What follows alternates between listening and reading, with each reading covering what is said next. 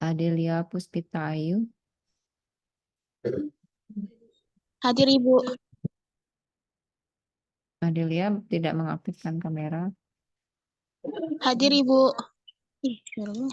Mukanya nggak kelihatan. Hadir Ibu. Oke. Gofari. Hadir Bu. Meisha. Hadir Bu. Nah, Syasha belum melihat Meisha. Hadir Ibu. Udah dinyalain kameranya. Oke. Ahmad Rivaldi udah apa belum tadi? Ahmad Rivaldi? Belum dipanggil. Oh iya, oke, maafkan. Kelewat. Amanda Safrina ya. Hadir Bu. Dini. Hadir Ibu. Mana Dini?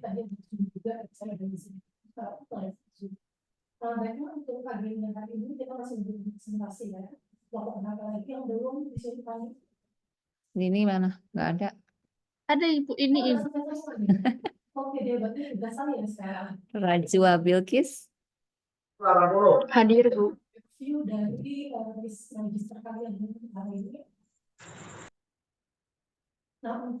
Siti Nurila. Hadir Ibu. Rastania. Hadir Ibu. Al Khairina. Hadir Bu. Arfrida Khairunisa. Hadir Bu.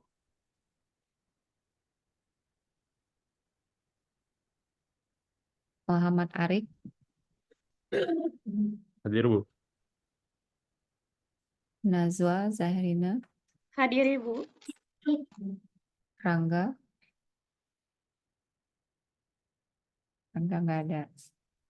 Nabil Amru. Ibu Rangga hadir Bu. Mana? Nggak kelihatan nggak? Nabil hadir Bu. Hah? Nabil hadir Ibu. Oke. Raffi. Raffi ada? Tapi nggak ada. Rafani. Hadir Ibu. Nafa. Hadir Bu. Aurel Jesse. Aurel nggak ada. Abdullah Rif. Aurel ada.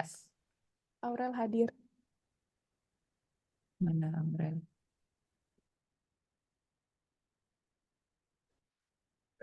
Abdullah Rifki. Hadir Bu.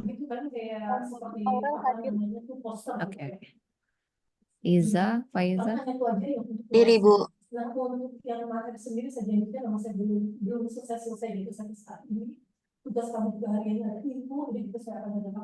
Erza Dimas.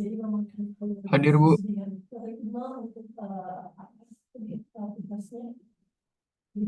Muzaffar Yasser.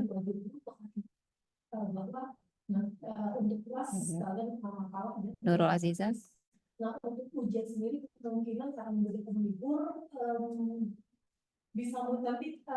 Nurul Aziza nggak ada.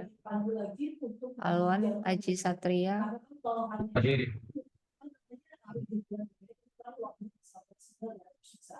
Muhammad Nuku. Hadir Ibu. Hadir Bu.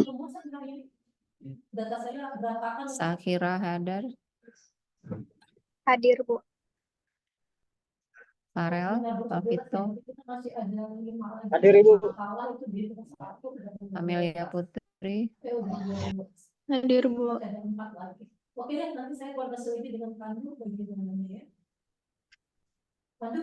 Indah Syafia. Dinda nggak ada. Siapa? Alhab. Taki. Taki. Saki? Nggak ada. Seva? Seva udah. Hadir, Bu. Gunelo? Hadir Ibu. Nizia? Nggak ada. Yunanda? Hadir, Ibu. Diana Satriana? Hadir Bu.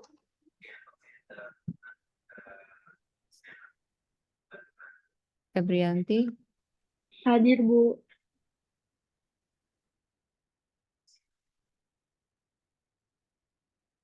Naila? Hadir Ibu. Sudah? Semua ada yang belum? Taki, Bu. Oke. Ada lagi? Sudah ya? Nafa, kita yang belum presentasi berapa kelompok lagi?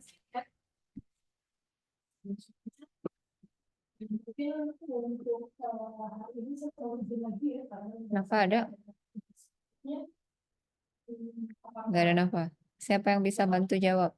Berapa kelompok lagi yang belum presentasi? Ibu, Ya, ada gimana Reza? 3 kelompok lagi.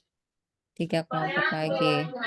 Oke, berarti pagi ini 1 kelompok akan presentasi, nanti sore 1, yang 1 lagi minggu depan, gitu ya. Oke, silakan kelompok yang akan presentasi hari ini. Izin share screen ya, Bu. Oke, silakan.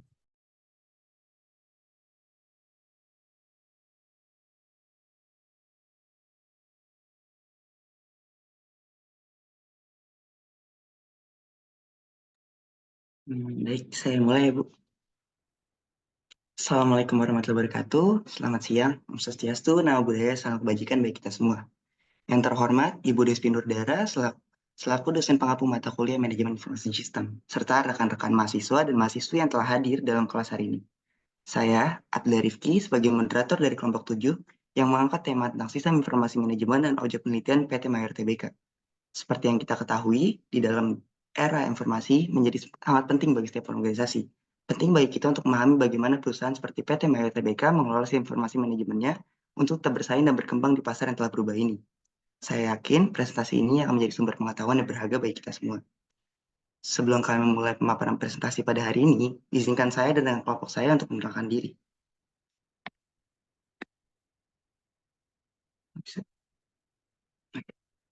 Yang pertama adalah saya sendiri, yaitu Abdul Rifki, dengan NIM 17144236063.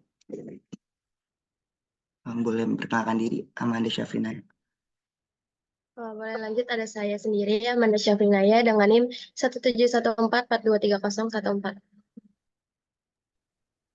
Oke, selanjutnya ada saya, Gwenelo Alfatianda, dengan NIM 17144230080. Saya Naila Firlina Mira dengan NIM 17144230015. Baik, sebelum kelompok kami memulai presentasi hari ini, izinkan saya membacakan daftar isi yang akan kami sampaikan. Yang pertama yaitu terkait PT Mayora Indah Tbk itu sendiri, lalu yang kedua visi misi yang dimiliki oleh PT Mayora Indah Tbk, dan yang ketiga adalah definisi dari sistem informasi manajemen. Yang keempat, bagaimana sistem informasi manajemen mengaruhi keunggulan strategis dan operasional dalam konteks PT Mayora Tbk. Dan yang kelima ada Enterprise Resource Planning atau ERP. Yang keenam sendiri ada Customer Relationship Management atau CRM. Dan yang terakhir ada Supply Chain Management atau SCM. Baik, itu akan dibacakan oleh rekan saya. Oke, baik. Terima kasih, Abdul Rifki. Selanjutnya saya akan menjelaskan company profile dari PT Mayora Indah Tbk ini. Jadi, PT Mayora Indah Tbk ini biasa dikenal dengan Mayora. Kita semua pasti kenalnya dengan nama Mayora. Mayora ini adalah salah satu perusahaan Indonesia yang memproduksi makanan dan minuman. Nah, PT Mayora Indah Tbk ini didirikan secara resmi pada tanggal 17 Februari 1977 dengan pabrik pertamanya yang berlokasi di Tangerang, Indonesia. Nah, setelah mampu memenuhi pasar Indonesia, perseroan melakukan penawaran umum perdana dan menjadikan perusahaan ini perusahaan publik pada tahun 1990 dengan target marketnya itu ada konsumen ASEAN. Selanjutnya akan dijelaskan oleh rekan saya.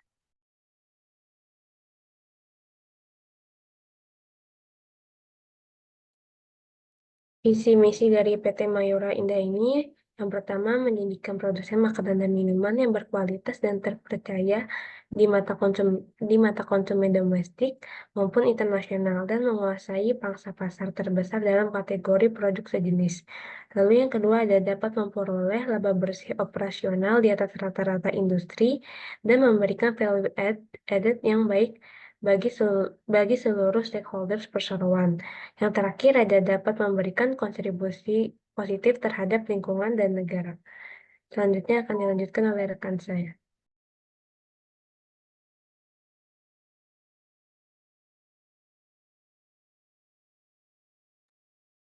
Oke, saya izin melanjutkan, yaitu di sini ada definisi dari sistem informasi manajemen.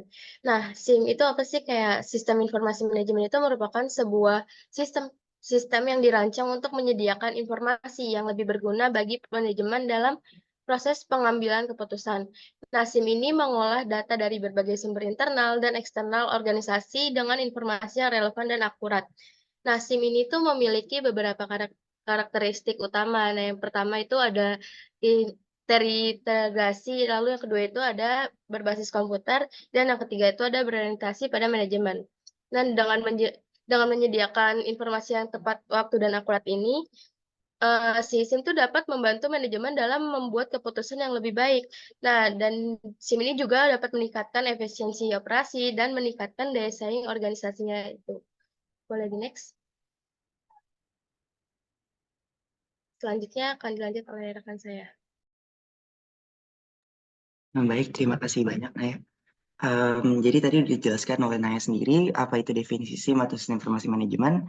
Sekarang saya akan mengkorelasikannya dengan PT Mayor TBK. Nah, gimana sih SIM itu mempengaruhi keunggulan strategis sama operasional PT Mayor TBK?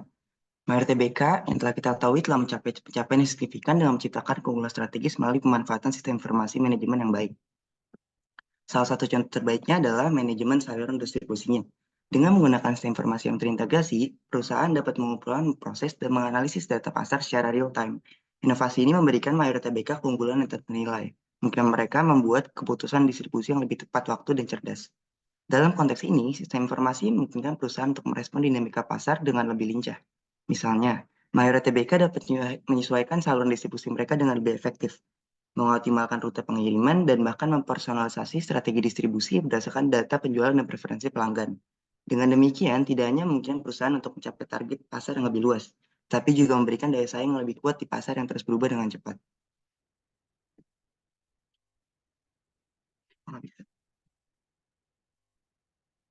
Selanjutnya ada keunggulan operasional dari PT Mayor TBK sendiri. Di dalam aspek operasionalnya, Mayor TBK fokus pada peningkatan efisiensi dan produktivitas dengan mengelola rantai pasokan dan stok inventaris melalui sistem informasi yang terintegrasi. Perusahaan dapat memantau persediaan produk secara real-time dan mengoptimalkan pengelolaan stok untuk mengurangi biaya persediaan. Selain itu, PT Mayor TBK juga meningkatkan layanan pelanggan melalui platform digital dan aplikasi seluler, memberikan layanan yang responsif dan personal seperti pemesanan online, pelacakan pengiriman, dan layanan pelangganan 24/7. Mayor TBK sendiri juga menerapkan gap analisis untuk memahami dan memenuhi kepuasan pelanggan dengan lebih baik.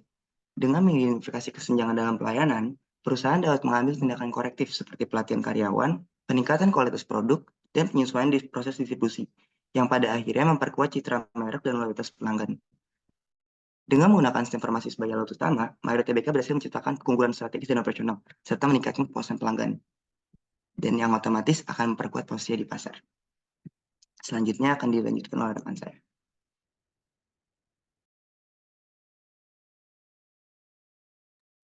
Terima kasih Arif. Selanjutnya ada struktur dari PT Mayora Indah Tbk.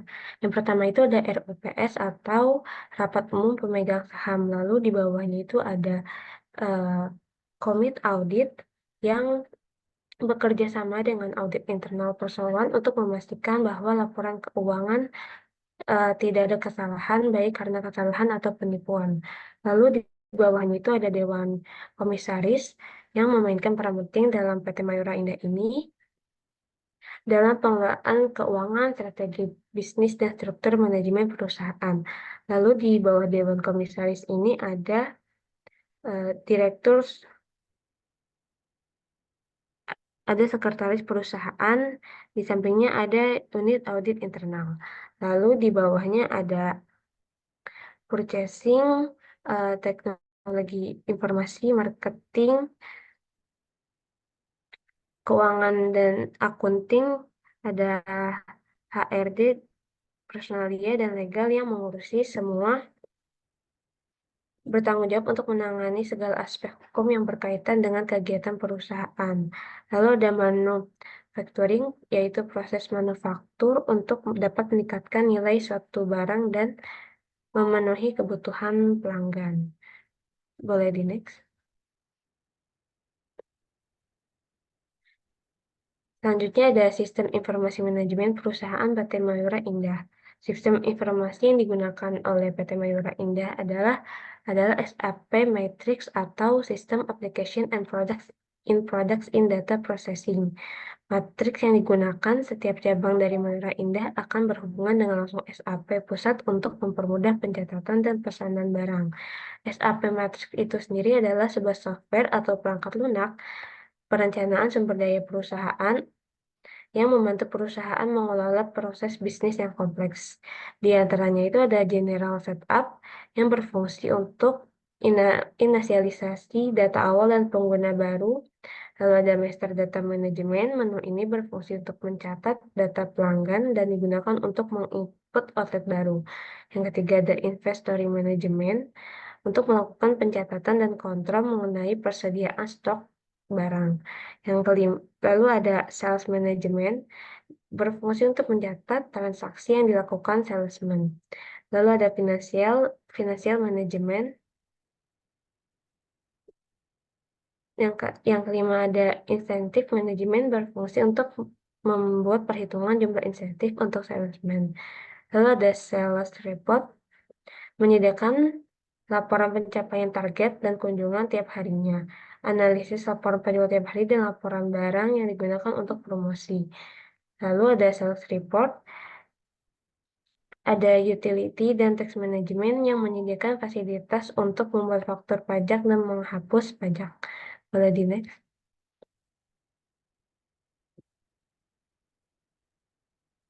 Kegiatan usaha serta jenis produk yang dihasilkan oleh PT Mayora ini ada kegiatan usaha perusahaan diantaranya adalah dalam bidang industri. Saat ini PT Mayora Indah dan entitas anak memproduksi dan secara umum mengklasifikasikan produk yang dihasilkan dalam dua kategori, yaitu makanan olahan dan minuman olahannya, meliputi 6 divisi yang masing-masing menghasilkan produk berbeda namun terintegrasi.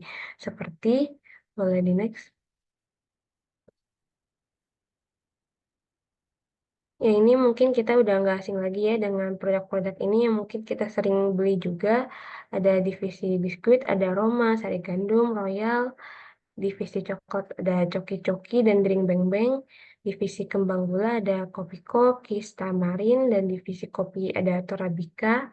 Divisi wafer ada Astor dan Bang Bang. Dan yang terakhir itu ada divisi makanan sehat yaitu Energen. Selanjutnya akan dilanjutkan oleh rekan saya.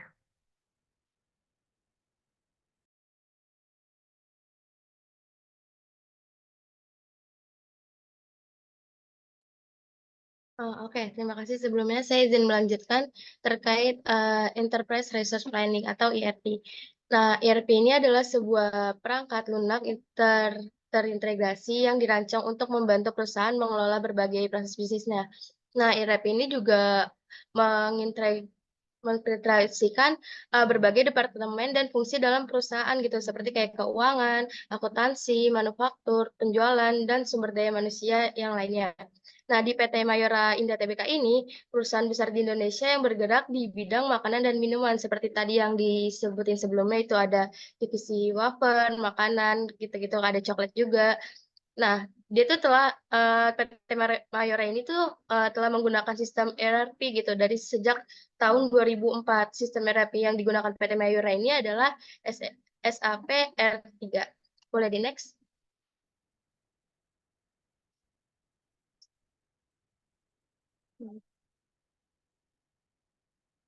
Oke, selanjutnya itu ada PT Mayora itu perlu memiliki strategi yang jelas gitu untuk mengatasi tantangan ini agar implementasi ERP dapat berjalan dengan sukses. Nah, di antaranya itu strateginya itu mencakup yang pertama melakukan analisis biaya manfaat yang menyeluruh sebelum implementasi. Nah, hal ini tuh untuk memastikan kayak bahwa manfaat ERP itu lebih besar gitu daripada biaya implementasinya. Nah, yang kedua itu ada mengelola perubahan budaya organisasi.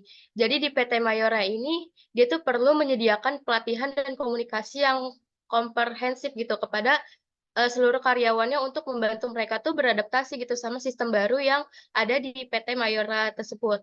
Lalu yang ketiga itu ada membangun tim implementasi yang kuat. Jadi tim ini tuh harus terdiri dari orang-orang yang memiliki keahlian dan eh, pengalaman dalam implementasi ERP ini. Boleh di next? Nah, lalu selanjutnya itu ada Customer Relationship Management atau CRM. Nah, CRM ini merupakan strategi bisnis yang berfokus pada pengelolaan hubungan dengan pelanggan. Jadi tujuannya CRM ini tuh kayak ningkatin loyalitas pelanggan, terus meningkatkan penjualan dari perusahaan, dan meningkatkan kayak keuntungan dari perusahaannya itu sendiri. Jadi perusahaan itu harus memiliki jenis CRM yang paling sesuai dengan kebutuhan dan anggarannya mereka. Nah, penting untuk dicatat bahwa CRM ini bukan hanya tentang teknologi, jadi CRM ini juga tentang budaya dan proses. Jadi perusahaan itu harus memiliki budaya yang berfokus pada pelanggan dan proses yang efektif untuk mengelola hubungan dengan pelanggan gitu. Boleh di next? Oke, jadi di CRM ini, sistem CRM itu biasanya berupa perangkat lunak yang membantu Anda melacak dan mengelola semua interaksi pelanggan Anda gitu, termasuk yang pertama itu dari penjualan, kayak peluang penjualannya, penawarannya, lalu sama faktur. Lalu yang kedua itu adalah layanan pelanggan, contohnya kayak tiket dukungan, obrolan langsung, dan email. Lalu yang ketiga itu ada pemasaran seperti kampanye pemasaran, otomatisasi pemasaran, dan analitik. Nah, dengan menggunakan CRM tadi ini, perusahaan tuh dapat memahami pelanggan perusahaannya itu jadi lebih baik gitu. Lalu bisa meningkatkan efisiensi, terus meningkatkan penjualan, sama meningkatkan pelayanan pelanggan buat perusahaannya itu sendiri. Boleh di next? Nah, di PT Mayora ini diketahui memiliki beberapa sistem yang dikategorikan sebagai CRM. Yang pertama itu ada yang namanya call center. Nah, di PT Mayora ini dia tuh punya call center yang digunakan untuk melayani pelanggan gitu, seperti kayak pelanggan yang menerima keluhan atau yang menerima komplain-komplain gitu.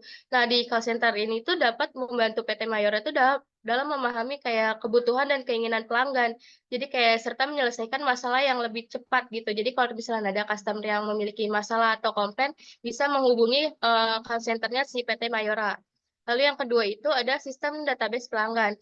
Di PT Mayora ini kemungkinan besar memiliki database pelanggan yang berisi kayak informasi nama, alamat, nomor telepon, dan riwayat pembelian. Jadi di database ini tuh dapat digunakan untuk menganalisis gitu perilaku pelanggan dan meningkatkan targeting marketingnya. Nah, lalu yang ketiga itu ada program loyalitas. Nah, di PT Mayora ini memiliki program loyalitas untuk pelanggan setia, seperti contohnya salah satunya itu ada My Mayora.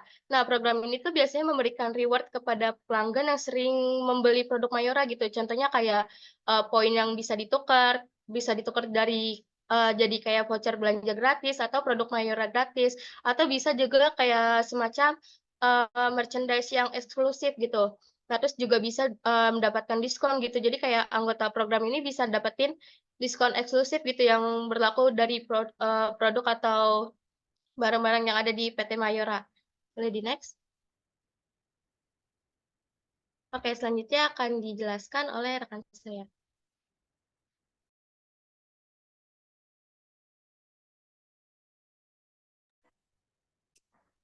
Oke, baik. Terima kasih, Naya. Selanjutnya saya akan menjelaskan tentang SCM atau Supply Chain Management. Jadi manajemen rantai supply chain management itu adalah manajemen rantai pasokan, yaitu strategi bisnis yang mengelola seluruh proses aliran barang dan jasa, mulai dari bahan baku sampai ke produk akhir yang akan diberikan kepada konsumen.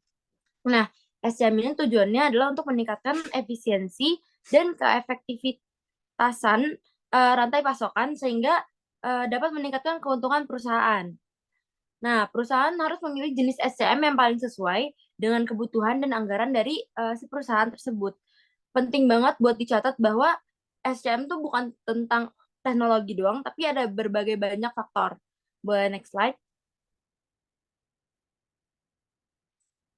Nah, di sini ada SCM yang dipakai oleh PT Mayora, yaitu ada plan. Nah, untuk mensukseskan SCM ini, PT Mayora ini mengadakan plan untuk membuat strategi awal dalam perencanaan SCM. Nah, tujuan utamanya ya untuk merumuskan langkah awal untuk mencapai kesuksesan. Selanjutnya ada sumber atau source. Nah, dalam perusahaan diperlukan banget nih pemasok yang memiliki bahan baku berkualitas dan layak untuk produksi. Nah, PT Mayora ini memilih source yang tentunya berkualitas dan layak untuk diproduksi sehingga tidak ada produk cacat saat proses produksi. Nah, manajer SCM perusahaan Mayora ini harus menetapkan harga produk, mengelola pengiriman barang dan pembayaran bahan baku, serta menjaga hubungan dengan pemasok bisnis agar tetap berjalan dengan baik. Nah, selanjutnya juga ada make. Tahap ini itu terjadi di manufaktur.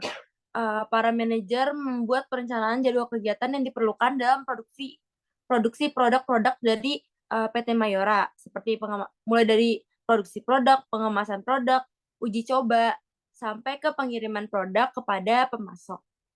Nah, selanjutnya lagi ada deliver atau mengantar. Nah, di sini tuh kayak perusahaan menerima pesan dari konsumen, terus mengatur jaringan gudang untuk penyimpanan, terus memproses pesanan berdasarkan permintaan konsumen, terus mengelola jaringan gudang, dan memilih distributor untuk mengirimkan produk kepada konsumen, dan mengatur pembiayaan. Nah, yang terakhir ada mengembalikan atau return. Dalam membuat SCM ini, tentunya selain di atas, perlu dibuat jaringan yang fleksibel dan responsif untuk menangani produk-produk cacat yang diterima oleh konsumen. Karena kan pastinya walaupun kita udah quality check gitu-gitu, pasti ada aja yang lost gitu. Jadi kita harus ada nih, perusahaan perlu menyediakan layanan untuk menangani masalah-masalah ini. Karena pasti kan yang beli nih akan laporan gitu. Oke, boleh next slide. Nah, elemen penting SCM yang ada pada PT Mayora yaitu tadi dia ada mulai dari perencanaan produksi, terus pengadaan bahan baku, terus pengelolaan persediaan, terus manajemen transportasi dan manajemen kualitas. Boleh next slide. Oke. Selanjutnya akan saya kembalikan kepada moderator. Baik, terima kasih Gwen. Sekian pemaparan dari kelompok kami. Sekarang kami akan buka sesi tanya jawab, mungkin untuk 3 orang dulu kali ya. Yang ingin bertanya boleh raise hand.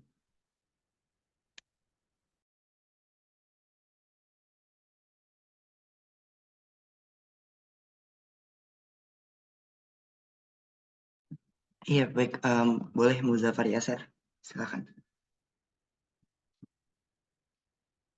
Oke, terima kasih Rifki dan kelompok atas pemaparan materinya. Sebelumnya apakah suara saya terdengar jelas?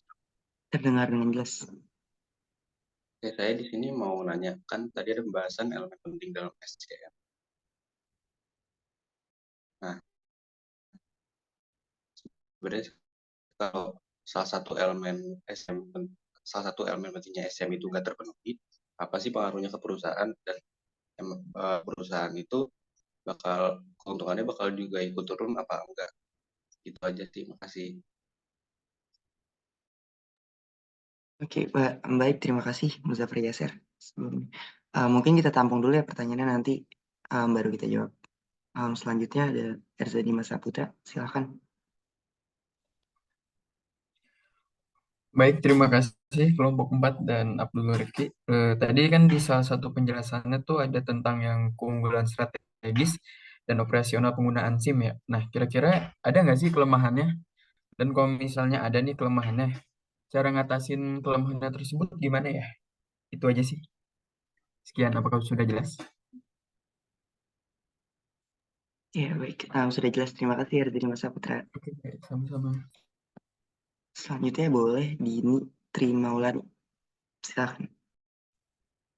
Oke, terima kasih untuk kelompok 7. Apakah suara saya terdengar dengan jelas? Terdengar Dini. Izinkan saya untuk bertanya, apa yang akan terjadi ketika salah satu dari SAP PT Mayora Indah Tbk melakukan kesalahan saat pencatatan dan pemesanan barang? Oke, sekian. Terima kasih. Baik, terima kasih Dini. Baik, mohon maaf Ibu Desvi Nurdara, kami izin diskusi terlebih dahulu ya Bu. Terima kasih Bu.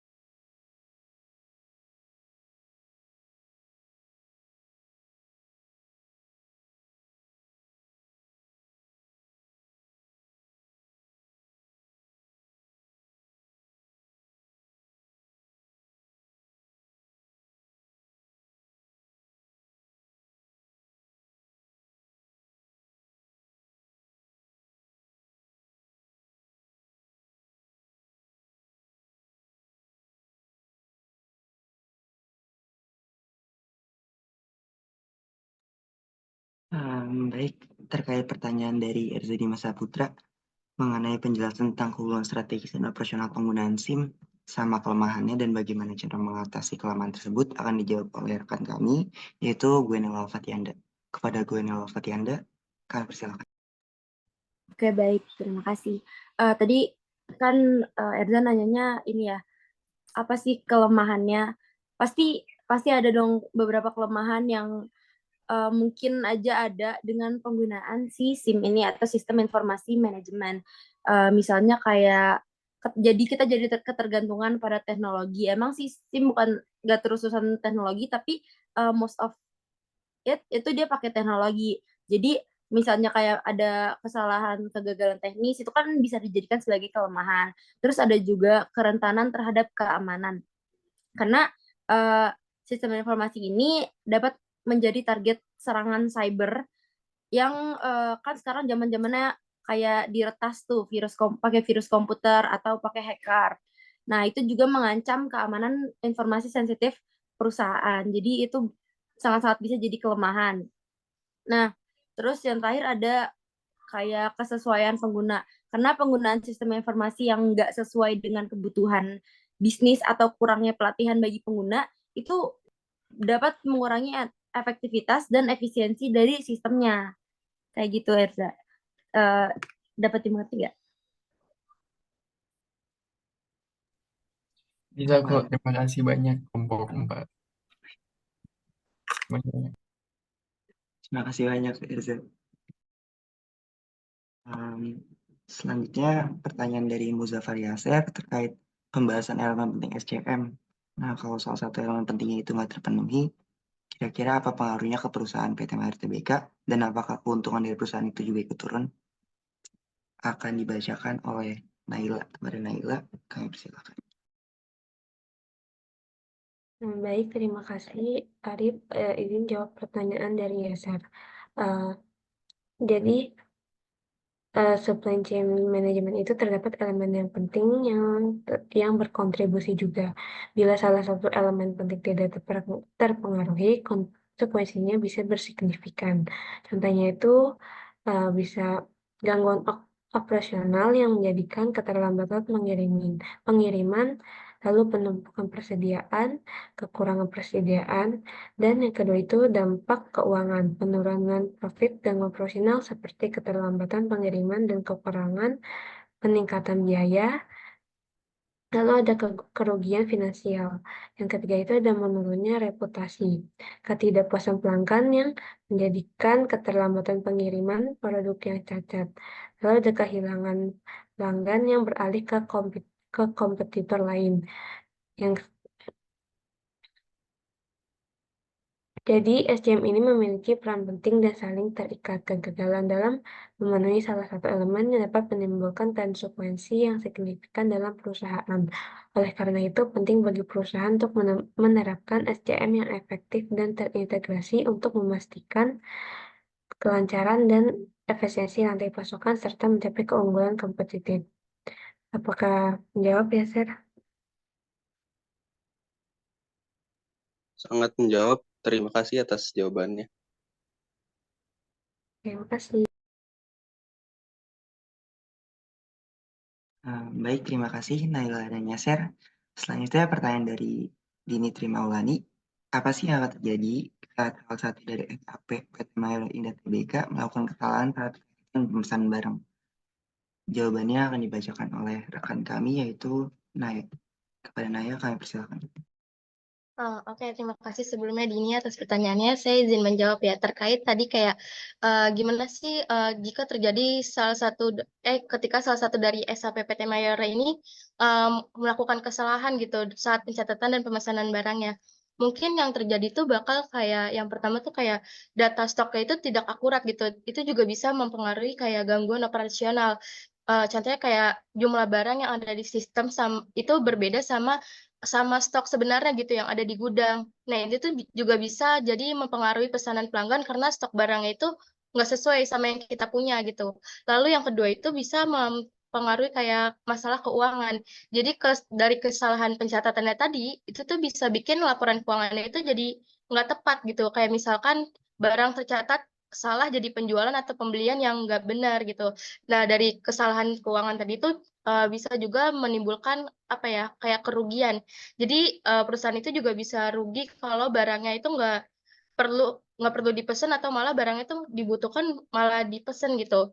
Nah, jadi itu bisa jadi masalah gitu buat keuangannya.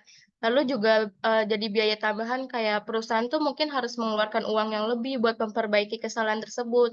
Jadi kayak seperti biaya buat auditnya, terus koreksi datanya, terus kayak buat biaya memperbaiki hubungan dengan pelanggannya juga. Karena di sini juga bisa menjadi kehilangan kepercayaan pelanggan kan, karena, kalau sering telat atau nggak bisa memenuhi pesanan kan, pelanggan jadi bisa kehilangan percayaan gitu sama PT si Mayoranya ini. Nah, jadi tuh, penjelasannya mungkin kayak dari kesalahan yang tadi itu bisa bikin jadi masalah besar gitu, kayak mulai dari data stoknya yang nggak akurat, sampai kerugian finansial itu yang bikin hilangnya kepercayaan, sama pelanggan. Nah, jadi tuh di sini mungkin, penting banget buat, PT Mayora itu punya sistem pengecekan dan audit yang ketat gitu, buat melatih karyawannya buat lebih baik, supaya lebih aware lagi, terkait, SAP-nya tadi ini. Mungkin itu aja jawaban dari saya. Baik, kepada Dini Apakah cukup Trimawati, menjawab apakah ini? cukup menjawab? Cukup menjawab. Terima kasih kelompok 7. Baik, terima kasih juga Dini. Baik, kita sudah sampai di penghujung presentasi pada hari ini. Saya, Abdul Rifki, dan rekan-rekan kami dari kelompok 7 mengucapkan terima kasih atas perhatian dan partisipasi rekan-rekan mahasiswa semua. Dengan ini kami tutup. Taufiq wal hidayah. Wassalamualaikum warahmatullahi wabarakatuh. Waalaikumsalam warahmatullahi wabarakatuh. Oke, kelompok 7. Saya apresiasi presentasinya kelompok 7 cukup bagus ya. Dia menjelaskan secara detail dari awal bagaimana pertama menjelaskan tentang bagaimana si PT Mayora itu sendiri perusahaan apa sampai visi misi dan secara teori dulu bagaimana, kemudian dicontohkan implementasinya di Mayora seperti apa itu baik sekali ya. Dan dalam hal menjawab pertanyaan teman-temannya juga sudah menjawab dengan sangat baik tadi terkait pertanyaan-pertanyaan bagaimana kalau salah dalam pencatatan. Nah, dalam salah pencatatan itu fatal ya, fatal bisa berakibat bahkan sampai menjadi kerugian karena eh, seperti tadi yang dicontohkan oleh kelompok 7, misalnya bahwa ada stok yang dikira ada padahal tidak, kemudian dibilang sudah diinfo ke konsumen bahwa barang tersebut ada, ternyata begitu saat pengiriman barangnya tidak ada. Nah, itu kan fatal banget ya, sehingga konsumennya, pelanggannya akan kecewa dan akan menurunkan reputasi perusahaan itu sendiri. Dan juga tadi terkait apa tadi juga jika sistemnya tidak berjalan sesuai ya, apa tadi pertanyaan si Muzaffar. Nah, kalau mungkin ada error atau kendala mungkin 1 kali atau 2 kali kesalahan mungkin masih belum terlalu berdampak ya. Tapi kalau terus-terusan menjadi sesuatu yang harus diatasi ya, karena kan tujuannya tadi mempunyai suatu sistem informasi itu supaya menjadi lebih efisien dan efektif. Nah, kalau terjadi kesalahan-kesalahan sehingga sistem itu tidak berjalan, artinya sistem tidak bisa berjalan dengan sebagaimana mestinya, sehingga eh, tidak tercapailah efisien dan efektif tadi. Nah, untuk kelompok 7, ini sumber referensinya dari mana ya?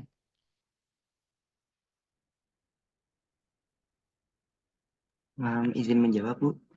Kami ngambil dari jurnal dan ada beberapa dari blog dan berita juga, Bu. Tidak melakukan wawancara dengan staf terkait di Mayora, belum? Tidak ada ya? Belum sih, Bu. Karena belum ada. Kami coba nyari akses masukku, cuman nggak dapet, Bu. Nggak Jadi, dapat ya? iya. Mm-mm. Oke, tapi sudah dapat dengan baik ya, dapat dari beberapa jurnal ya, tidak hanya satu jurnal kan? Oke, cukup baik, saya rasa cukup untuk kelompok 7. Kita lanjutkan sedikit ya materi kita untuk hari ini. Ya, saya info juga kalau untuk nanti sore hanya ada presentasi ya, materi yang berikutnya saya sampaikan di pertemuan Jumat berikutnya. Jadi untuk sore nanti mungkin tidak sampai 2 jam mungkin ya, hanya untuk presentasi saja. Nanti kelompok yang sore kelompok berapa? Kelompok 10, Ibu. Kelompok 10 udah siap ya kelompok 10. Udah Udah dong. siap, Bu. Ntar Bu, dulu, maaf Bu. ya. Izin Bu, tadi saya pas absen, saya kan lagi di kamar mandi Bu. Tadi Bu bilang kan harus on cam dulu. Nah, saya jadi nggak enak Bu kalau harus on cam. Jadi saya nggak absen Oh, Bu tadi. karena emang bawa-bawa di gadgetnya ke kamar mandi. Iya Bu, kan saya sambil dengerin Zoom tadi soalnya karena saya pikir belum mulai absen, jadi saya kamar mandi dulu Bu. Hmm. Ini saya ntar dulu share screen-nya saya masih pause. Bentar lah, masih jalan ya. Muhammad Muzaffar itu nomor berapa ya? Muzaffar Yasser ke Muhammad Udah Muzaffar. ya. Kalau absennya sesuai abjad sih harusnya saya ini ke 24 Bu. Nah, ini saya ambil dari Siakat langsung sih. Kalau 24 bukan, maaf, 24 malah Abdullah Rifki. Ntar Oh saya iya. share. Oh berarti kalau sekitar bentar Bu. Eh 27 bukan Bu saya Bu. Kalau Abdul Arif 24. Ya, betul. Kamu Oh hitung iya. ya. Iya Bu, saya hafal. Oke. Saya, ini ada kendala, saya share screen sebentar ya.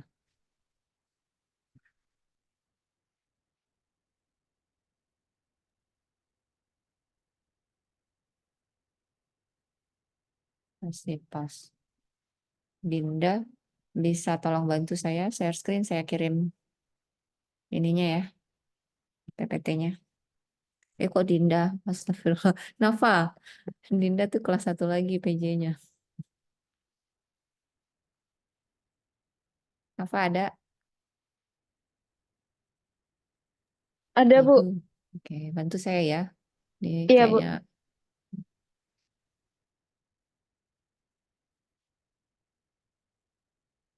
sudah terkirim. Bentar. Udah masuk ya?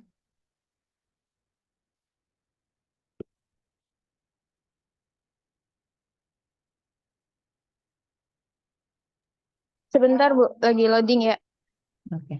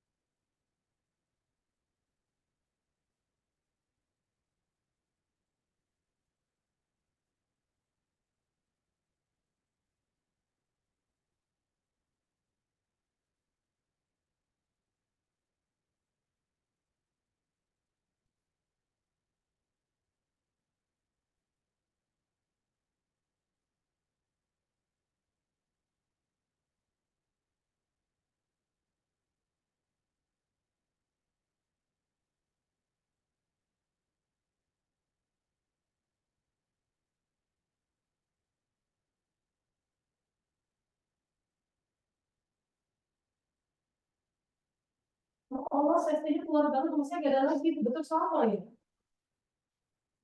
Saya gak ada rumah.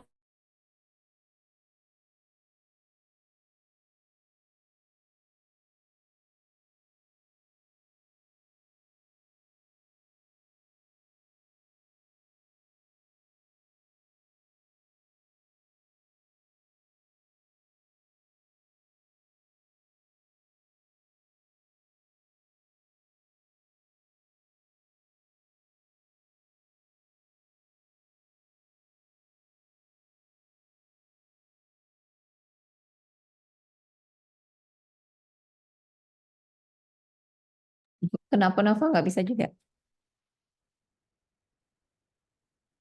Mungkin share ke teman-temannya, ada yang bisa ini nggak?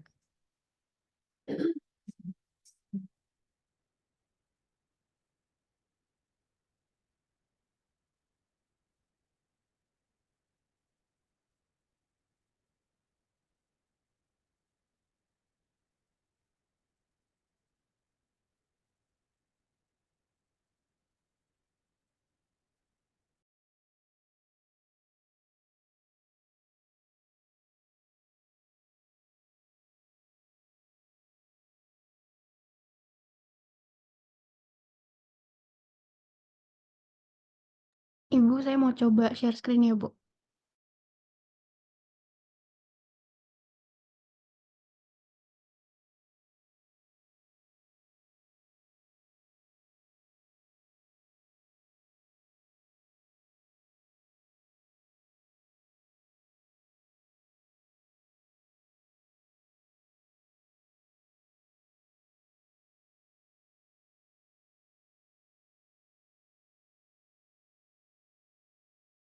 Oke, sudah ya. Oke, teman-teman, hari ini kita membahas terkait dengan masalah etika dalam sistem informasi. Nah, sebelumnya teman-teman juga sudah mendapatkan pelajaran mata kuliah etika bisnis ya, tentu ada kaitannya. Nah, bagaimana dengan etika dalam sistem informasi? Seperti kita ketahui banyak sekali ya dalam sistem informasi peluang atau celah untuk terjadinya suatu pelanggaran etika. Contohnya paling sering terjadi adalah masalah keamanan data kita sendiri ya, data kita yang diperjualbelikan oleh si perusahaan atau suatu organisasi yang memiliki data memperjualkannya ke pihak lain dalam untuk mendapatkan keuntungan atau hal-hal yang seharusnya tidak dilakukan ya.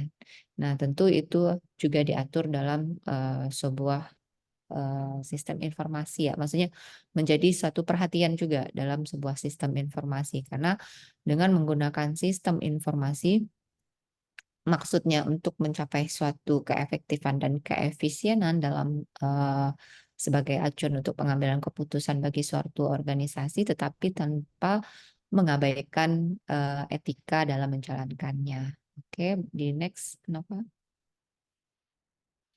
Oke, oh ini Al Khairina ya, bukan Nafa yang pegang ya. Iya, Ibu. Oke. Oke.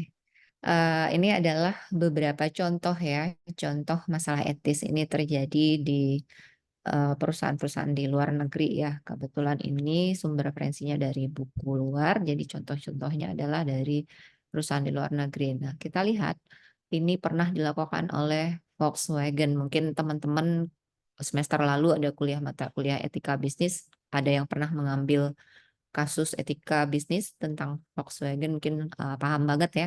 Nah, di mana si VW ini memasang perangkat lunak emisi yang namanya DFID device, di mana perangkat ini adalah perangkat yang bisa memanipulasi hasil uji emisi seolah-olah dia sesuai dengan standar yang diberikan. Nah, eh, si Volkswagen ini sekitar lebih dari 500 mobil diesel di Amerika Serikat dan sekitar 10,5 juta lainnya di seluruh dunia yang memungkinkan mobil tersebut memenuhi standar emisi Amerika Serikat selama pengujian peraturan.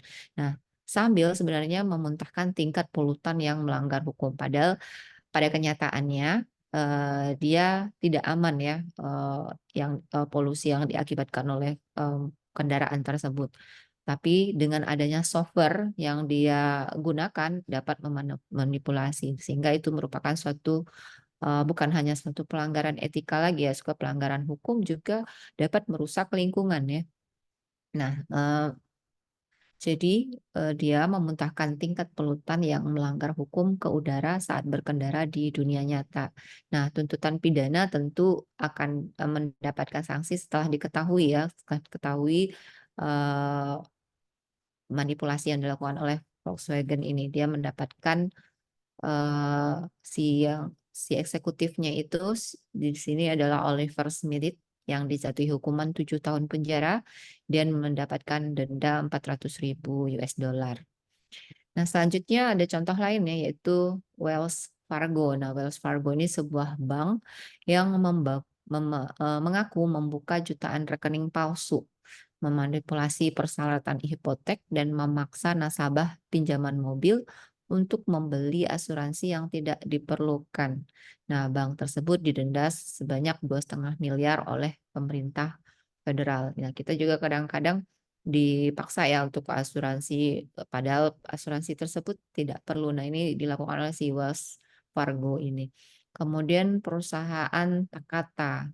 Nah, para eksekutif Takata ini mengakui bahwa mereka menutupi kerusakan airbag yang digunakan pada jutaan mobil selama bertahun-tahun. Nah, ini pelanggarannya lebih berbahaya lagi ya jika misalnya terjadi sesuatu pada pengendara dan airbagnya tidak berfungsi secara normal dan baik, tentu akan mencelakakan. Nah, ini tidak hanya saja pelanggaran etika, tetapi juga membahayakan keselamatan orang lain. Nah, 3 eksekutif didakwa dengan tuntutan pidana dan terkata didenda sebesar $1 miliar dan terkata mengajukan pilot. Nah, akhirnya dia pilot. Nah, tentunya di pelajaran etika bisnis kita juga akan belajar apa dampak yang terjadi pada perusahaan ya, salah satunya yang paling buruk terjadinya kepailitan bagi si perusahaan tersebut. Nah, kemudian ini ada Barclays Bank PLC. Di tahun 2012 adalah salah satu bank terbesar di dunia.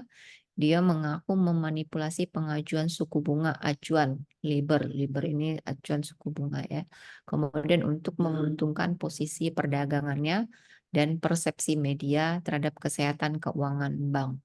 Dan memanipulasi ya seolah-olah banknya itu sehat. Nah, dia diberikan denda 160 juta.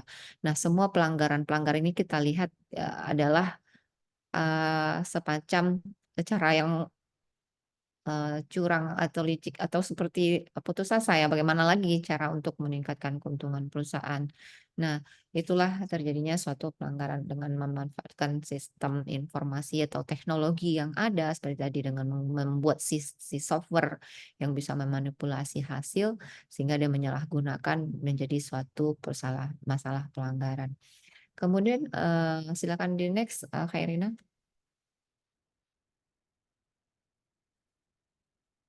Kak Irina. Oke. Nah, kita lihat di bagian ini. Belum. Ya. Nah, bagian ini adalah merupakan hubungan antara bagaimana masalah etis tersebut berpengaruh terhadap sosial, politik, dan dalam kaitannya terhadap teknologi informasi ya, dan masyarakat ya. Di sini kita lihat ada semuanya ada kaitannya dengan masalah politik, masalah sosial, masalah etika ya. Di sini juga ada terkait dengan hak dan kewajiban terhadap informasi. Nah, informasi yang misalnya terkait data kita atau informasi di suatu perusahaan, siapa-siapa saja yang berhak untuk mengakses informasi tersebut dan siapa saja yang ada keterbatasan dalam memiliki akses ya, terutama kalau misalnya terkait data pada kaitannya dengan politik, mungkin data pernah dulu ya kasus Facebook ya menjual data penggunanya untuk kepentingan politik dan lain sebagainya. Kemudian juga terkait dengan kepemilikan ya, hak kepemilikan properti. Properti misalnya terkait dengan hak cipta dan intelektual misalnya terkait menciptakan suatu barang atau menciptakan musik, lagu dan lain sebagainya. Itu juga ada kaitannya dengan masalah etis yang berkaitan dengan teknologi informasi, kemudian juga kualitas sistem, kemudian akuntabilitas dan kontrol serta kualitas hidup. Untuk lebih jelas kita lihat dari sisi dimensinya di slide berikutnya, Khairina.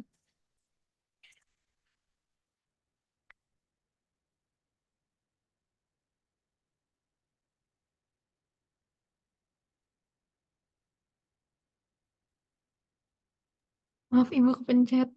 Mm-mm. Aduh, ngeluar lagi.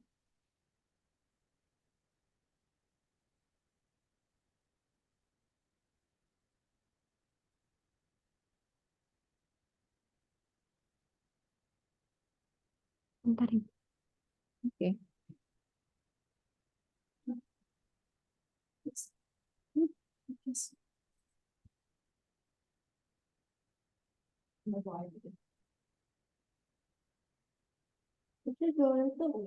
Mm.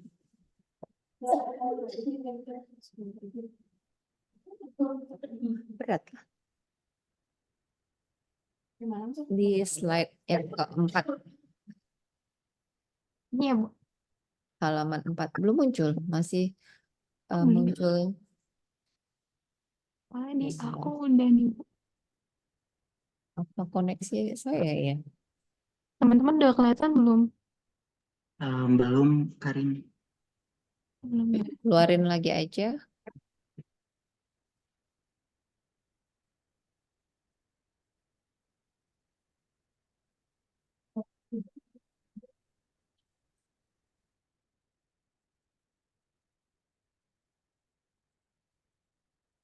Gimana Ibu? Oke, sudah. Oke, nah di sini yang tadi ada di bagian tersebut, di sini merupakan dimensi moral dalam era informasi ya. Di sini ada hak dan kewajiban informasi seperti sudah dijelaskan tadi. Dimensi ini berkaitan dengan bagaimana atau siapa yang memiliki hak untuk mengakses atau memanfaatkan informasi yang ada tersebut dan misalnya terkait dengan privasi privasi pelanggan atau mungkin juga akses terhadap informasi-informasi yang tidak bisa mungkin disebarluaskan kepada umum dan lain sebagainya. Nah, contohnya misalnya sebuah perusahaan teknologi tersebut mengumpulkan data pengguna misalnya untuk memperbaiki layanannya. Nah, mungkin dia bisa menggunakannya hanya untuk kepentingan itu, tidak untuk diperjualbelikan untuk kepentingan keuntungan. Nah, mungkin contohnya demikian. Kemudian terkait hak dan kewajiban terhadap properti tadi, seperti uh, aset-aset digital ya, kayak copyright dan lain sebagainya, hak kekayaan intelektual, paten dan hak cipta, serta merek dagang. Nah,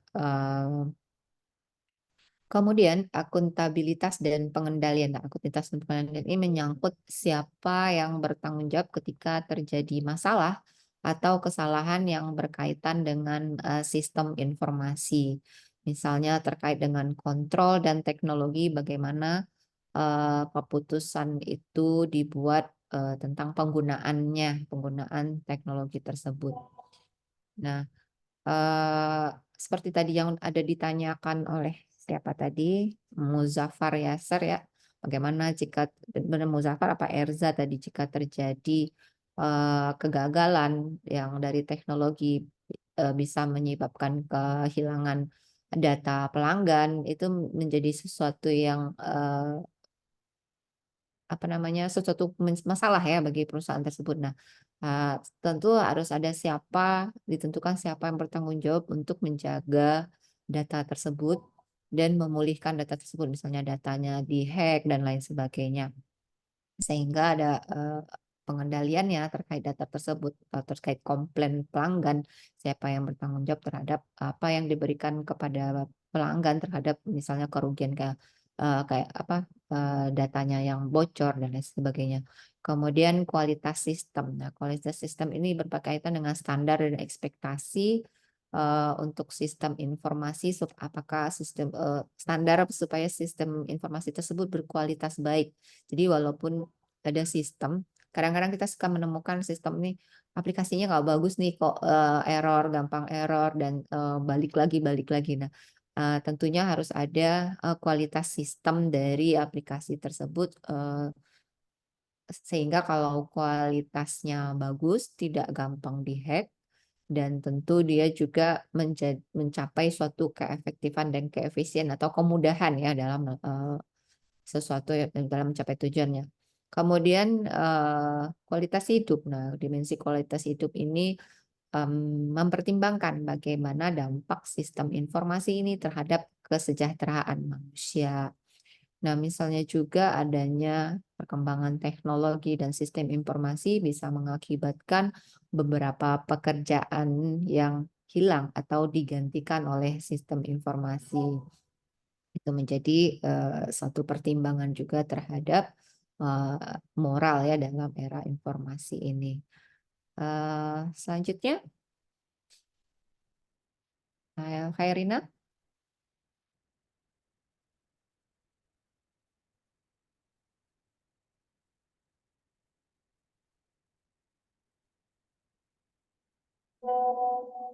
Sudah Bu. Oke.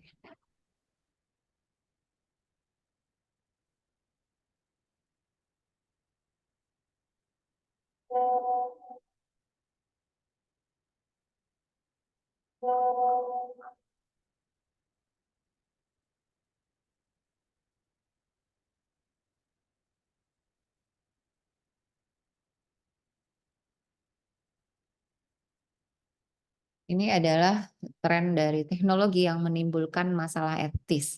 Nah, tentunya dengan berkembangnya teknologi tadi dijelaskan di awal seperti kehilangan data, menimbulkan masalah-masalah etis ya. Nah, kita lihat dalam tabel ini merupakan kecenderungan dan dampak dari teknologi itu sendiri.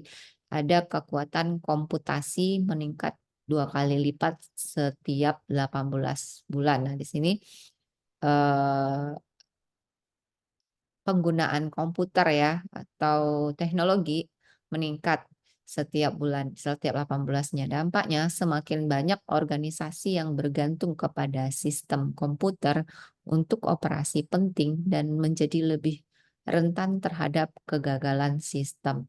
Nah, makanya tadi ada apa dijawab oleh kelompok 7 bahwa terlalu tergantung kepada sistem juga menjadi tidak baik. Nah, tetapi ini dengan adanya peningkatan sistem, tentu ada juga peningkatan kegagalan. Seperti minggu lalu sudah saya jelaskan, ada beberapa dampak yang makin besar. eh, apa namanya peningkatannya semakin besar juga risiko atau masalah yang terjadi. Kemudian biaya penyimpanan data menurun dengan cepat. Nah, karena adanya perkembangan teknologi dan lain sebagainya, organisasi dapat dengan mudah memelihara database-nya dengan rinci tentang individu. Dulu ada juga sistem database yang eh, mungkin berbiaya mahal atau tidak gampang diakses atau sulit untuk dilakukan perubahan data. Nah, sedang ada dengan adanya perkembangan teknologi, mungkin penyimpanan data menjadi lebih murah, gampang input, gampang diakses. Nah, tidak ada batasan data yang dikumpulkan. Bisa menjadi banyak data yang dapat dikumpulkan, tidak ada keterbatasan. Kemudian kemajuan dari analisis data. Nah, kemajuan dari analisis datanya, perusahaan dapat menganalisis sejumlah besar data yang dikumpulkan tentang individu untuk pengembangan profil perilaku secara rinci. Seperti sekarang ya, ada macam-macam analisis data sehingga dapat didapatkan suatu data yang dibutuhkan untuk pengambilan suatu keputusan, misalnya data perilaku konsumen atau bagaimana kecenderungan selera tren pasar saat ini. Nah, dengan adanya data yang banyak atau kita sering sebut big data, sehingga mudah untuk dilakukan analisis karena dengan adanya ketersediaan data tersebut, sehingga didapatkan semua yang dibutuhkan dengan lebih rinci sehingga bisa menjadi sesuatu strategi untuk meningkatkan keuntungan dan lain sebagainya. Kemudian kemajuan jaringan. Nah, jaringan pun sekarang sudah meningkat. Kalau dulu semua jaringan pakai kabel, sekarang sudah banyak yang lihat kabel ya. Dan kemudian biaya pemindahan data dan membuat data dapat diakses dari mana saja. Kalau dulu penyimpanan mungkin dalam suatu sistem database yang tidak bisa diakses kalau kita berada di luar dari misalnya dari jaringan lokalnya misalnya. Kalau sekarang bisa menyimpan di cloud system dan lain sebagainya, sehingga aksesnya dapat diakses dari mana saja. Nah, dengan demikian juga menjadi rentan ya, rentan datanya di hack sama orang-orang yang tidak bertanggung jawab. Kemudian dampak dari pertumbuhan perangkat seluler. Nah, perangkat seluler sekarang semakin lama semakin canggih, dengan satu genggaman di tangan kita bisa mengakses apa saja. Kita mau kemana-mana, kalau tidak bawa handphone rasanya mati gaya banget, nggak bisa ngapa-ngapain ya. Nah, ponsel individu itu dapat dilacak tanpa izin atau sepengetahuan pengguna. Nah, misalnya ada yang mengkloning dan lain sebagainya. Nah, itu menjadi tren-tren teknologi inilah yang dapat menimbulkan masalah etis itu terjadi. Ada aja celahnya untuk terjadi. Oke, next, Kak Irina. Nah, dari beberapa hal terkait dengan masalah-masalah etis yang terjadi karena sistem informasi, dapat dilakukan analisis ya untuk mengetahui bagaimana masalah etika yang terjadi. Dan di sini dilakukan dengan langkah-langkah. Yang pertama itu mengidentifikasi dan gambaran fakta secara diidentifikasi masalah apa yang terjadi. Misalnya terjadi kebocoran data pelanggan atau kebocoran data pegawai dan lain sebagainya. Nah, fakta apa yang terjadi dengan adanya kebocoran? Ada yang memanfaatkan data sehingga orang yang datanya dicuri tersebut atau personalnya tersebut mengalami kerugian atau datanya disalahgunakan dan lain sebagainya. Kemudian definisikan konflik atau dilema dan identifikasi nilai-nilai yang lebih tinggi terlibat. Misalnya terjadinya masalah dilema etika ya yang mungkin terjadi. Misalnya dalam hal kayak seperti kasusnya yang tadi di awal kita sudah bahas, misalnya seperti Volkswagen. Dia mungkin si yang pelaku memanipulasi uji emisi tersebut terdesak mungkin dengan tuntutan target yang harus dia capai, sehingga dia harus mungkin ada hal yang harus diminimalkan terkait misalnya biaya dan lain sebagainya. Dia melakukan manipulasi seperti itu merupakan suatu konflik dan dilema karena dalam hal untuk mencapai keuntungan. Nah, itu harus didefinisikan apa saja yang menjadi konflik dilema. Kemudian identifikasikan pihak-pihak yang berkepentingan di dalam masalah isu etika, sosial, dan politik tersebut. Masalah-masalah etika lah sebenarnya. Kemudian siapa yang paling berperan atau yang paling terdampak terhadap hasil dari pelanggaran etika tersebut. Misalnya si perusahaannya yang akan mendapatkan dampak hasil keuntungan yang besar misalnya dengan melakukan masalah-masalah etika tersebut. Tetapi kan itu mungkin hanya sementara sampai seperti Volkswagen tadi dia mengklaim bahwa dia mempunyai pengeluaran emisinya sesuai standar sehingga orang mau membeli mobil tersebut padahal dia sudah mempunyai nama dan citra yang besar ya sehingga melakukan mungkin tersandung dengan masalah tersebut. Kemudian identifikasi pilihan yang wajar dalam situasi kompleks ya. Nah, pilihan-pilihan apa yang mungkin memenuhi suatu kepentingan. Misalnya pilihan itu mungkin seperti tadi memilih memanipulasi uji emisi, padahal itu dia tidak memikirkan bagaimana dampak yang ditimbulkan berikutnya, sehingga pada klaim terhadap kerugian dan lain sebagainya. Kemudian identifikasi konsekuensi yang mungkin terjadi dari pilihan tersebut. Harus diidentifikasi, misalnya mengambil keputusan melakukan melakukan manipulasi, baik seperti bank tadi, manipulasi kesejahteraan banknya, pasti lama-kelamaan sesuatu yang busuk akan ketahuan juga kan. Itu harus diidentifikasi kalau seandainya ini akan berakibat fatal, berarti sebaiknya tidak dilakukan. Nah, dengan dianalisis semua bisa terhindar dari masalah etika tadi, setiap tindakan yang akan dilakukan. Oke, next.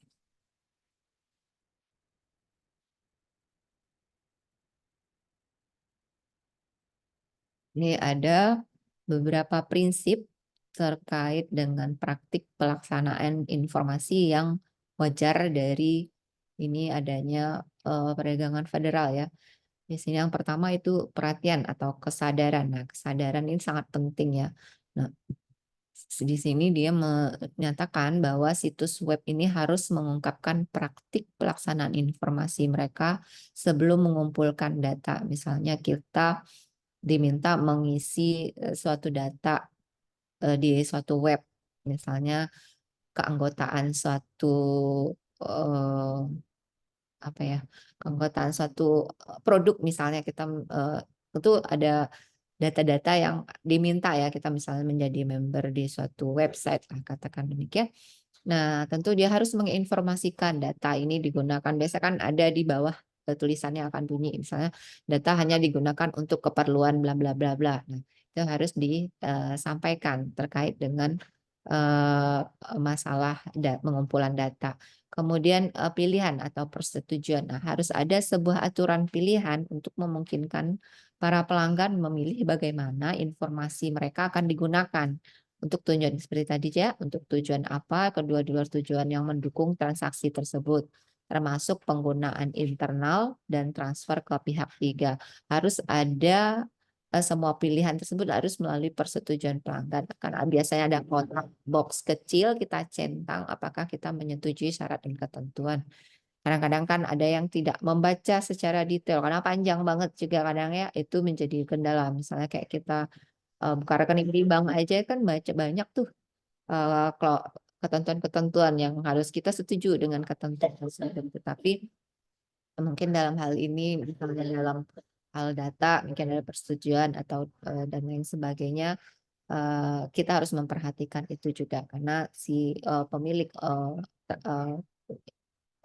sistem atau aplikasi atau website tersebut sudah memberikan pilihan persetujuan tersebut.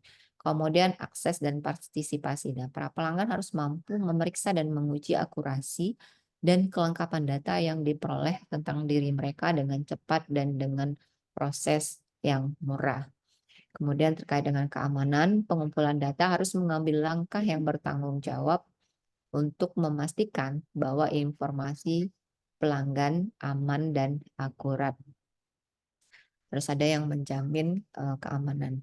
Kemudian penegakan harus dilaksanakan suatu mekanisme untuk menegakkan prinsip-prinsip dalam FIP, yaitu Fair Information Practice, yang meliputi regulasi diri sendiri, legislasi, dan memberikan konsumen solusi hukum bagi pelanggaran regulasi. Harus ada regulasi yang menetapkan apa sanksi atau hal-hal yang menjadi konsekuensi terhadap pelanggaran yang dilakukan. Oke, next.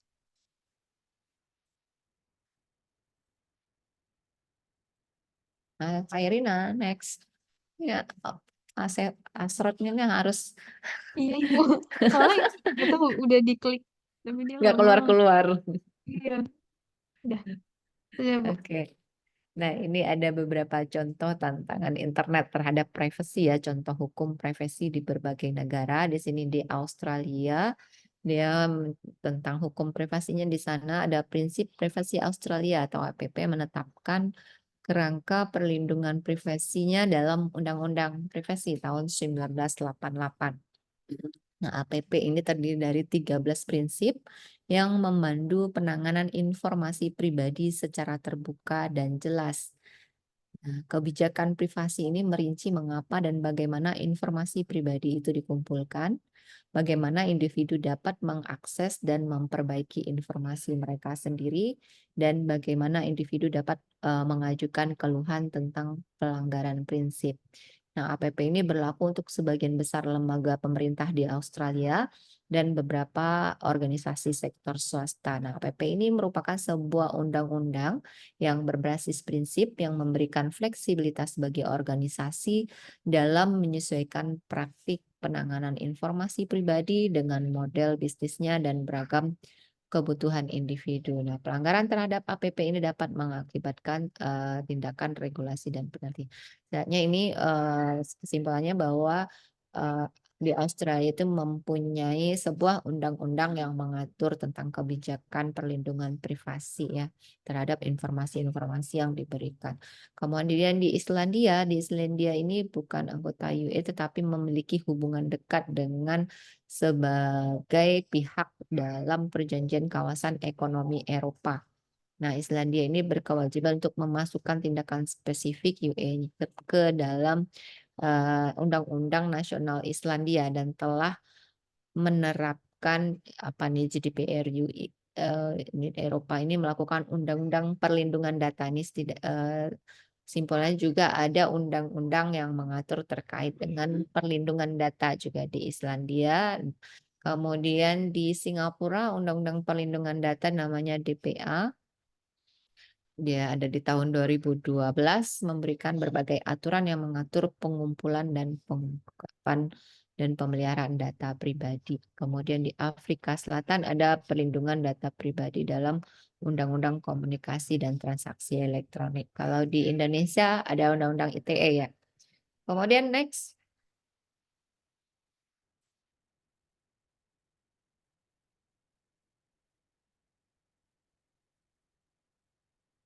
Nah, ini selanjutnya juga menjadi tantangan adanya cookies tadi ya. Cookies merupakan sebuah teks kecil yang tersimpan pada hard disk ketika pengguna mengunjungi situs web.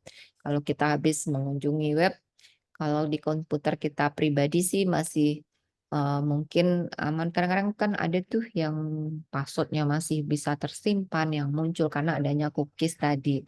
Nah, bagaimana cara si cookies ini mengenali pengunjung web? Ini ada 4. Yang pertama itu server web itu membaca penjelajah web pengguna dan memastikan sistem operasi, nama penjelajah, dan nomor versi, alamat internet, dan informasi lainnya. Kayak record gitu ya. Kemudian server mentransmisikan sebuah file teks kecil dengan informasi identifikasi pengguna yang disebut dengan cookie yang diterima dan disimpan oleh penjelajah pengguna di hard drive komputer pengguna. Yang ketiga, ketika pengguna kembali ke situs web, server meminta isi cookie yang telah disimpan sebelumnya di komputer pengguna. Nah, server web membaca cookie, mengidentifikasi pengunjung, dan mengambil data tentang pengguna. Nah, itulah caranya. Kita suka, kalau sekarang sih sudah ada kebijakan terkait cookie tersebut ya, bagaimana kita memilih cookie tersebut menyimpan apakah untuk semua. Kalau nggak salah tuh ada beberapa pilihan ya. Mungkin teman-teman kalau buka webs ada tuh pilihan cookiesnya. Oke, next. Nah, terkait solusi teknis masalah-masalah etis dalam sistem informasi, selain undang-undang, ada juga beberapa teknologi yang dapat melindungi privasi pengguna selama interaksi dengan situs web. Nah, banyak dari alat ini digunakan untuk mengenkripsi email, membuat aktivitas email seperti dalam sudah kita bahas terkait dengan keamanan sistem informasi ya beberapa minggu yang lalu, digunakan kemudian penjelajahan yang tampak anonim untuk mencegah komputer klien menerima cookie atau untuk mendeteksi dan menghilangkan spyware. Nah, perangkat Apple iOS memiliki pengaturan untuk membatasi pelacakan iklan. Kemudian, namun sebagian besar solusi teknis gagal melindungi pengguna agar tidak dilacak saat mereka berpindah dari satu situs ke situs lain. Mungkin gagal ini akibat macam-macam kendala teknis dan lain sebagainya. Oke, bisa dilanjut, Karina. Nah, kita sedikit membahas bagaimana tadi terhadap properti tadinya ada hak kekayaan intelektual. Kekayaan intelektual ada terdiri dari rahasia dagang, hak cipta, dan paten ya. Kekayaan intelektual ini merupakan sebuah kekayaan ya yang tak berwujud yang diciptakan oleh seorang atau organisasi. Misalnya rahasia dagang ini sebuah formula perangkat pada kompilasi data yang digunakan untuk bisnis. Teman-teman suka nonton SpongeBob. Nah, kalau SpongeBob itu ingat nggak Tuan Krab itu sangat menjaga rahasia pembuatan Krusty Krab-nya ya. Nah, itu merupakan sebuah contoh rahasia dagang. Sampai beberapa kali si plankton itu pengen mencuri formula rahasia. Nah, itu karena rahasia dagang tersebut harus mendapatkan perlindungan sehingga tidak mudah ditiru oleh orang lain. Kemudian hak cipta. Hak cipta ini dijamin oleh undang-undang untuk melindungi pencipta karya intelektual dari tindakan duplikasi yang dilakukan oleh pihak lain dengan tujuan apapun sepanjang hidup pencipta. Nah, karya tersebut dilindungi sepanjang hidup pencipta, kemudian ditambah 70 tahun sesudah kematiannya. Jadi hak cipta ini lama ya, misalnya hak cipta terhadap sebuah lagu ya. Nah, itu merupakan suatu perlindungan yang dilakukan terhadap si penciptanya. Kemudian ada paten yang mengizinkan pemiliknya melakukan monopoli eksklusif terhadap ide di balik penemuan yang diperolehnya selama 20 tahun. Oke, next. Mungkin itu saja terkait bagaimana masalah-masalah etika, isu-isu etika di dalam suatu sistem informasi. Sampai di sini ada yang ingin diskusi, ditanyakan, atau punya pengalaman yang bisa di-sharing, boleh silakan.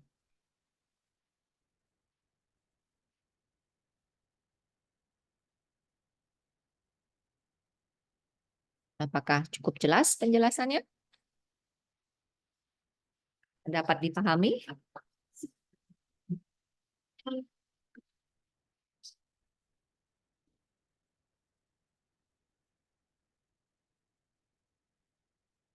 Bagaimana? Diam berubah bahasa semuanya. Masih ada nggak nih di sini? Jangan-jangan saya ditinggal ini. Enggak, Bu. Masih ada. Habis nggak ada yang nyaut.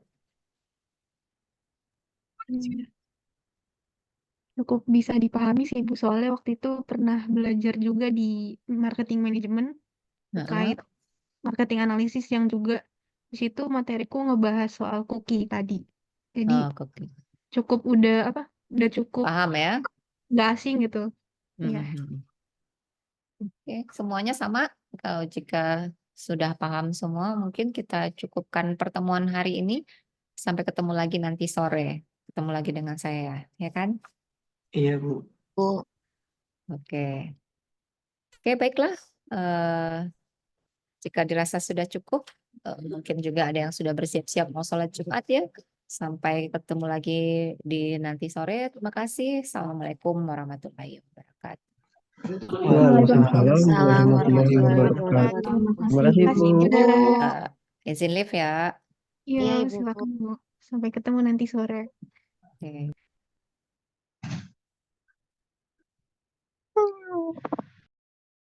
Zoom-nya guys, mau ini recordnya biar kesimpan.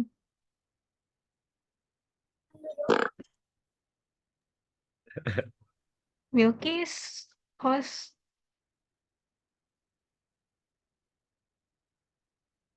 Eh,